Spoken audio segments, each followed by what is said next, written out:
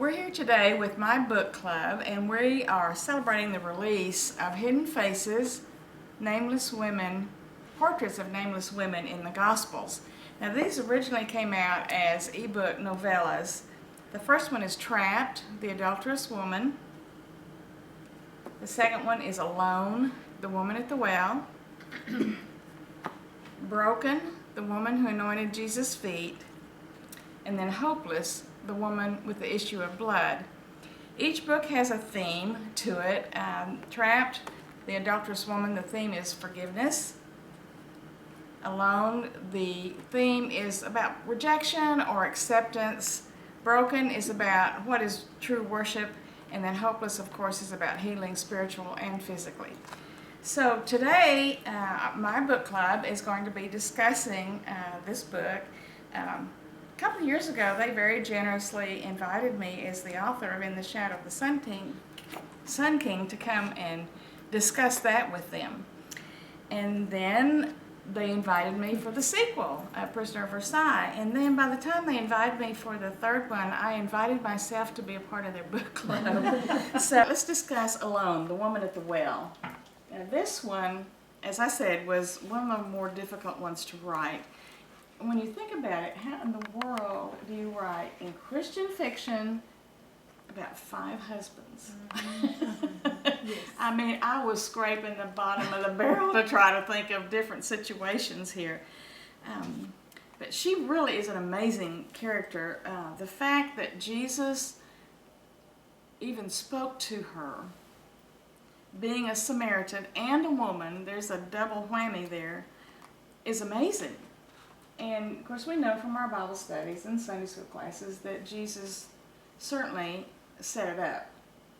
And I had never thought about it before, but in my study, John had to be with him. So John probably stayed behind when the other disciples went into town, because John's the one that's writing this account. So John witnessed all of this. And then, the fact that he would even speak to her, and then the fact that when she went back to the village with her reputation, why in the world did they even listen to her? So that was really a dilemma, to write about 5 different husbands and make them interesting and believable and not sounding like the same thing every time. And then to capture the intrigue of Jesus talking to her. And her name change was just something I made up. But something pretty interesting was that another book came out about the time this one did, about the woman at the well, and she had named her Mara as well. Really? Isn't That must that be a popular interesting? name of that. It was. Uh-huh. It was. But the meaning is so creepy. But the meaning is bitterness, and she, of course, having read it, you know that she didn't like her name, and I got to wonder if that really was her name. Yeah. Wonder if that's why, Yeah. we both felt like, Why would anyway. you both choose that name? Yeah, That why would we doesn't- both choose Yeah. that name? Mhm. Okay, any question here Well, that... she was just such an unlikely person, like you said, that Jesus would choose to reveal his divinity to. Yeah. Course, But I think she was strong. I think she was a strong character because of her determination to help people that were less fortunate. So. Yeah, she had to be a strong person to keep going. Mhm. Under those circumstances, and when you realize that it was to this woman of this hated race that he made his first announcement of his messiahship. Right. I mean, I think that is a tremendous and seminal statement about how he felt about women. I mean, he didn't go around with the sign and on the picket line saying women are equal. Mhm. But, oh my goodness, what he did here to raise the status of women, that he announced his messiahship. I bet John nearly fell off of that wall when he heard him say that. I mean, I can't.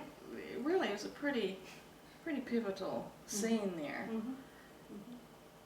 One thing that I wanted to do in writing these books was to write these from a woman's point of view. Everything that's been written about these women before has been from a male point of view.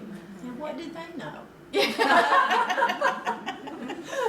don't know a whole lot about our point of view, is one thing for sure. But that was one thing I wanted to accomplish in these books, was to write about these characters from a woman's point of view. And so I guess, Becky, that's why she seems more, we have more empathy for her than before. Yeah. And one of my friends said, after she read Woman at the Well, she said, I have a whole different view about the Woman at the Well than I had before. So, and the Good Samaritan in here. Yes, that Who was her connection son. Yeah, I love that connection. You know what? I did not even think of that until I was in the middle of it. I thought, oh, the Good Samaritan, her son can be the Good Samaritan. Right. Well, I mean, but she was very giving, and you took in Rachel and Tabitha, and she was, I can see that he would take that characteristic from her. Yeah. That was a delightful Oh, good. little surprise. I'm glad you like that, because it was an aha moment for me. Yeah. Duh. Of course he was. We need to put the Good Samaritan in there. Yeah. All right, let's go on to Broken, the woman who anointed Jesus' feet. Now, again, this was a tricky issue. She was a prostitute, writing about a prostitute in Christian fiction. Broken is about a young girl who grows up in the household of her mother, who is a harlot. And her grandmother was a harlot. And she grew up vowing that she would not follow that pathway. But she gets to a point in her life where she has no one else, and she falls into that lifestyle. Claudia was a character that just came out of nowhere. And she really developed into a good secondary character, I think. Very easy to relate to, and of course it gave Tirza an outlet for her to show her compassion for another person. And really her concern was for Claudia. It wasn't for herself. And then she realizes that she needs healing too. When I teach it as a Bible study, I'm going to spend, of course, a lot of time about, I guess it's the third question here, on extravagant expression of worship. Yeah, and how she went across cultural lines and tradition in order to worship Jesus. Yeah, that's true. The fact she even came into that banquet, I had never really thought about that, but that was a very bold. Very bold. Yeah, almost. She was almost desperate for him, desperate for that encounter. Yeah. And I think we need to ask ourselves if in our worship, are we that desperate, or are we that willing to let go of our pride or whatever in order to worship Jesus? I mean, she laid it all on the line. And it's a good study in worship when you really get into it.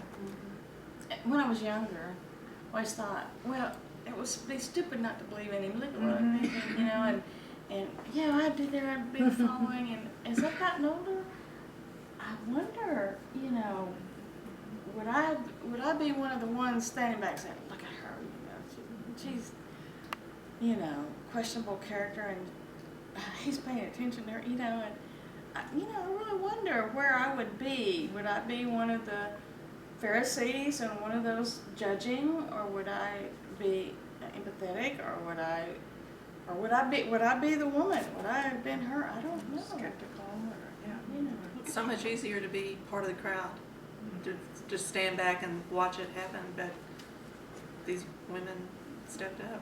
Yeah, they did. One thing that I note in here is that all the paintings that you see of this are usually incorrect. Oh, really? Yeah. Yeah, they are. They have Jesus sitting in a chair, Uh-huh. and the woman, pouring and having taken the lid off, and well, he wasn't sitting in a chair. He was leaning. They reclined on the left side, I believe, and their feet were behind him, and so she came up behind him, and then she had to break that vial to get the ointment out. And I have it, of course, that was a gift and then I made a gift from Simon, which it was a gift, and it was very expensive, and once you open it, it's gone. And so just keep that in mind when you see pictures of the woman anointing Jesus' feet, that that she was behind him, and that vial had to be broken. And that's another thing about true worship, is that we have to really be broken. Okay. All right, let's go on to Hopeless, and we'll finish up quickly. This is about the woman with the issue of blood.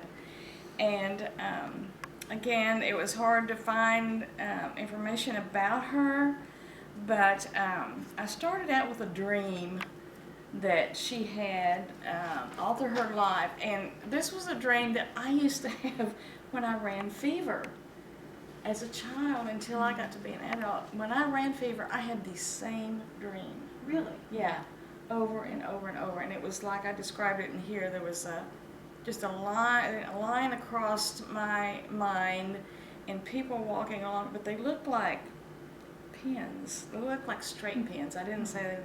And they were all hunched over, and they were just walking along that line. I mean, it's weird. But anyway, so I started out with that dream that she had all the time when she was ill. Zahava means golden.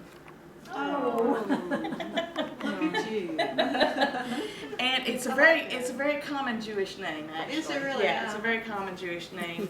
And I asked my editor, I said, what would you think about if I named her Zahava? And she said, oh, I think it'd be wonderful. And I said, well, I don't want it to be too hokey.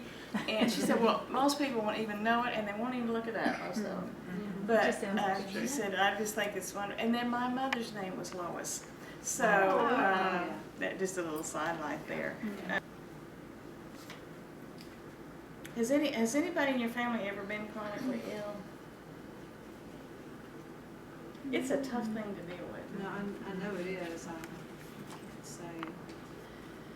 My husband, I think I mentioned here, my husband was diagnosed with Crohn's disease when we were young, married. And the doctor said it won't kill him, but it won't ever be cured either. It's incurable. He'll have to live with it the rest of his life. We only had to live with it about a year because the Lord healed him. But that's tough. The whole family has to adjust to that illness. And I can see how someone would get to the point of, you hear all these stories about healing, and God, don't you care enough about us to heal my husband? So I think for me, it would be understandable. You'd have to mature to the point where you just fully trusted that God was going to do what He needed to do in your lives. When I wrote that scene where she couldn't get to Jesus, the crowd was too much, Right. and she said, I know how. And she pulled her robe around her, and she started shouting, unclean, so the crowd would pull her. Right. I started So I crying didn't know when if it I was wrote that leprosy scene. or whatever, Yeah. whatever. Yeah. Cry for the same thing for that, and Right. boy, that but the crowd did part. Yeah. And she had to let her pride down. She had to Right. expose herself to get to Jesus. I started crying when I wrote that scene. I told my husband, I said, read this. And he started crying. Oh. He's my number one fan. Well, sure. He's prejudiced. But anyway, that's just one of those what-if questions you kind of ask. If she hadn't touched him, would she have been healed? Would he realize she was trying to get to her? Zacchaeus went up in a tree, and he pointed him out. I like to think that he would have known she was trying to get to her, and he would have acknowledged her. But How many times does your writing involve people and experiences that you have seen, like your friends? I mean, I'm sure you could get, for those 5 men, all the people that you've known through the years, and they've got to come up with. I would think so. That you've had to pick out some. We've all known some real characters through our lives. We write a whole book about that. Women and men we've known. Yeah. Well, probably all of the characters I write about are composites of people that I know or have known. But I mean, that's the only way you can write is from your life experience, and that's one thing about writing. Now that I'm older, I have a lot of experiences. We do. Yeah, we do, and been a lot of places and observed a lot of things, and been through a lot of heartache and hurt, and having been a pastor and a pastor's wife, a lot of counseling, a lot of different situations that I draw upon. So yeah, I have a bag that says, "You better be nice to me. I might make you the villain in my next book." That's a good one. So yeah, they're all there. They're all there. I think in reading your books, thinking about your books, and knowing you makes them really more special, because I personally know how you live your life and have lived your life. So I'm really proud of you for what you have done. Thank you. That's precious to me. It's true. Thank you. Well, that is my book club's discussion of Hidden Faces, portraits of nameless women in the Gospels. I hope you will consider purchasing the book. You can purchase the compilation, or you can purchase them individually as ebooks or print copies. We have print copies as well. So thank you so much for watching, and be watching for the next book, which will be probably in a year or so.